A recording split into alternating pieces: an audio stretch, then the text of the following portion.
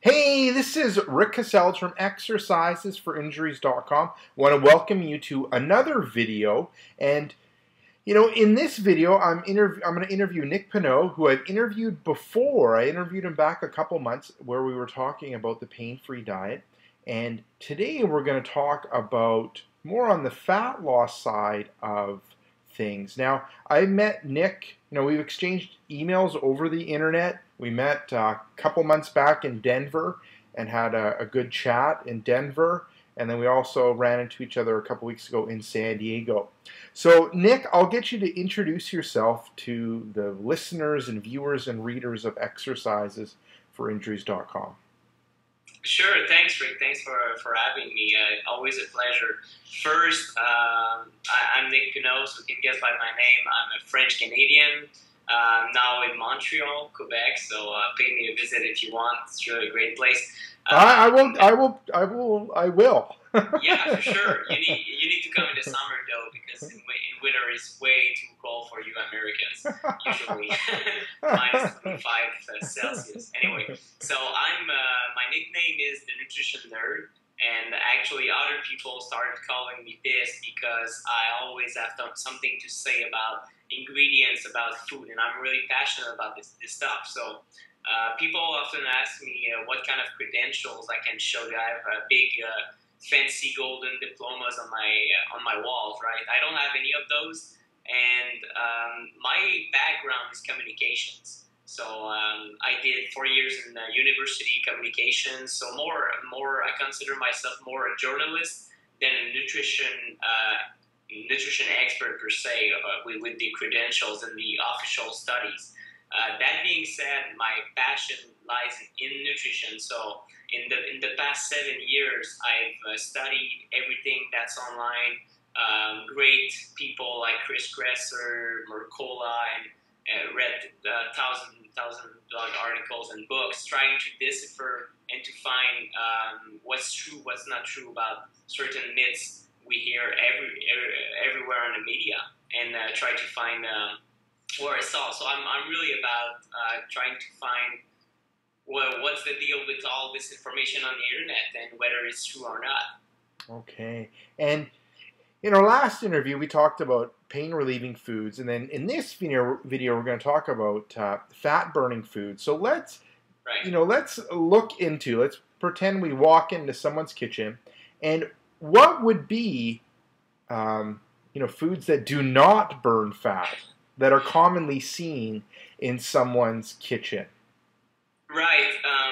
Good questions. I just need to look back at my own, the way I used to eat, because, we're not born with nutrition knowledge. So no one teaches us this stuff, even in school, so which is sad in some sense. So the problem is people are educated, and I used to be, by TV, magazines, and the regular mass media. And even on the internet, you get probably the same information sources because people read the online version of Wall Street Journal, right? So that being said, the kind of information you get is, for example, margarine is really healthy. So that's one food I would not recommend eating because, for example, what they say is that, okay, it comes from, first of all, is this big myth that polyunsaturated fats, so that contain a lot of omega-6, are really healthy, when in fact the problem is the manufacturing process.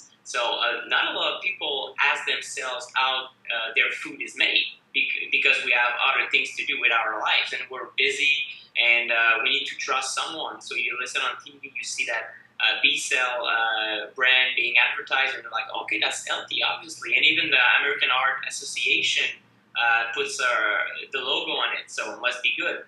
I'm sorry, but when you look at the actual manufacturing process, what happens is that these oils extracted from, let's say, canola or soy, corn, cottonseed, so the common plant oils, are extracted, and they're really fragile. So exposure to any heat, oxygen, or manipulation will make them rancid and basically create forms of trans fats. So you should extract them cold pressed, and in that case, they may be they may have their part in your diet. But the problem is those oils are refined, so they're refined at high temperatures and then refined until the product is filtered and becomes golden and clear, doesn't smell anything, doesn't taste much, and you think it's healthy. But in fact, one study from the University of Florida at Gainesville revealed that 4.6% trans fat that's contained in those kind of oils. That's not even in the packaging because the fragile oil leave traces of damaged fats. So really that all comes back. Of course, the industry doesn't want to test those things because it would mean for them losing millions. So it's not like they're trying to kill people or give bad products. They just don't want to think about it. So until consumers demand better products, margarine will just continue to be sold, or refined oils, and will be in most people's kitchen, fattening them and increasing inflammation in their bodies, amongst other things. Okay. And I got an email from you a couple weeks back, and it was highlighting olive oil. And I love olive oil because my parents are Croatian, and so we have a heavy influence of the Italians. And pretty much my mom's secret to any of her cooking is like copious amounts of olive oil. And what you were saying was that, you know, we might be buying olive oil, but that olive oil actually might not be what we think it is. And maybe you can expand on that a little bit. Yeah, that's one controversial topic. So the first thing I would say, because I've learned from my past mistakes, is that it's not the information I'll reveal is not 100% precise. So you have to take it with a grain of salt and verify whether it's true for your product. So that being said, research reveals that a lot of the olive oil imported from Italy, Spain, etc. is fake. And what I mean by fake is that it's mixed, let's say, with corn oil or with other oil that don't smell or taste anything. So that's really a sad kind of deception for consumers, because you have this brand that sells 100% olive oil or even extra virgin, which is the highest grade possible, and yet doesn't make the cut. And when you look at the actual product, there's traces or even high percentages of those unhealthy oils I just talked about. So again, you get the trans fat, the damaged fat, the free radicals, which accelerate the aging process, inflammation, etc. So that being said, some people think that, there's a lot of stories in Italy for a couple of decades about the mafia being in there, and I've read a great blog article about that. So that's not like I'm making this stuff up, or it's just one study. It's well known that olive oil is a big business, and people make a lot of money out of it. So some people, it's the same thing selling drugs on the street. People make a lot of money, and it's a risky business. For feeding, in some sense, mixing olive oil with refined oils is as dangerous because it's criminal, right? But some people do it, and we need to protect ourselves. So that being said, to verify if your olive oil is legit, you gotta check a couple of things. First, there's the infamous fridge test, and that's one thing that's not 100% accurate. But if you've got a really cheap brand olive oil that's only labeled olive oil and you don't even know where it's from, for example, you just put a little bit of olive oil, about 125 millimeters, in the fridge for up to 48 hours, and it should solidify if it's real, because it contains a lot of monounsaturated fats, which, like avocados, become hardened under cold. So that being said, if it's still liquid, 100% liquid, it will probably be, let's say, corn oil or those polyunsaturated fats. It's not 100% accurate. And other things you need to check out is, does this product have a date that it will go bad? Because it should be consumed, I think it's a year maximum after extraction. So if it doesn't have a date, it's really cheap. and then check out reviews by Consumer Reports, and one is the UC Davis Olive Oil Center in California that did tests, flavor tests, to check out if the extra virgin mention is legit, because extra virgin means that the taste is good and probably, arguably, the nutrition is good too. So it's preserved. Awesome. Awesome. I had never thought the mafia had got into olive oil, but you never, like you said, it could be probably is a very profitable industry to be in. They'll probably do a movie about it called The Olive Oil Godfather. Yes, I forget Blood Diamonds. It's all about olive oil. Now, the other question I had for you was, so we talked about something that might, work against people's, ability to burn fat that's in their kitchen. Now, what would be like one thing that you would recommend everyone has in their kitchen to help with their fat burning?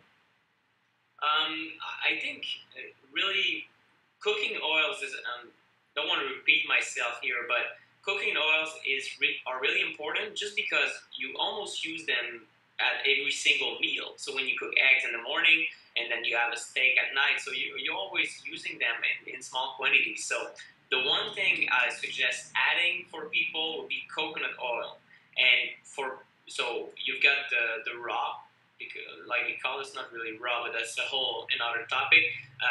So let's call it virgin. Virgin coconut oil is the one that tastes like coconut. Some people like it, some people hate it.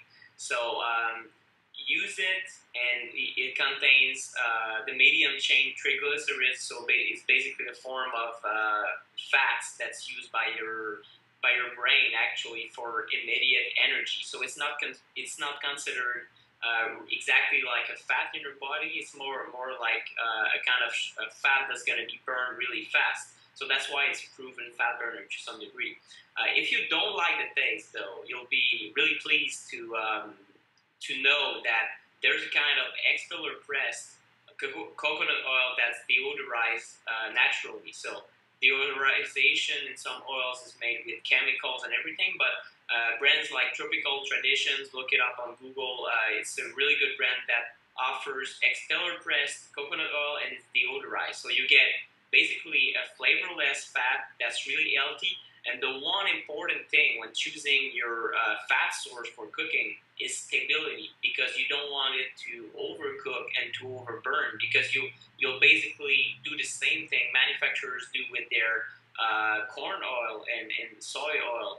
You'll burn the oil and then end up having all those byproducts created that you don't want in your body. So long term, when you use it every single day, that's one thing I suggest adding to your kitchen. Awesome, awesome. So we'll come to the end of this interview. Any last minute tips or things that you want to leave with the readers, listeners, and viewers? Yeah, sure. Maybe just a second tip, really quick, is the infamous people are really afraid of BPA in cans. And a lot of people buy beans and lentils in cans. So even myself, I find myself buying them because they're really handy. That being said, people that have a hard time digesting them, so beans and lentils, it's usually because these are really hard to digest unless you soak them overnight and then you boil them. It's because they naturally contain some toxins that are really hard to digest. So even, let's say in India and the traditional cultures used to soak and boil all their beans and lentils before preparing curries and traditional soups and stuff like that. So they knew that when you use the bean and just boil it right with no soaking at all, you end up having digestive problems. So that's one thing that's really interesting, because most people, it's a really cheap protein source for most people, and they'll have beans in their diet, and then they have all those funny jokes around them. I mean, obviously, because it gives you bloating and all the side effects we know. So that's one little tip to take on that I talk about in Truth About Fat Burning Foods, of course. Awesome. And then where can people get more information about you, Nick? Yeah, two things. So if you want to hear about the latest product I've just released, and that's gonna hit actually 10,000 sales this week. So we reached a lot of people with this. People are raving about the product. I'm really proud of what we've done so far. It's called Truth About Fat Burning Foods. Just type it on Google, you'll find it, truthaboutfatburningfoods.com. That's a product where I talk about all those things, olive oil, coconut oil, and basically go in depth in each and every of these ingredients, but also about drinks, supplements, and basically reveal all the research I've been doing for a couple of years now. And now, if you want to follow me on a constant basis, nickpineault.com. So that's NICKPINEAULT. I'm sure Rick will have a blog link somewhere. Yeah, I'll have a link. Just look me up on Google. You'll eventually find me.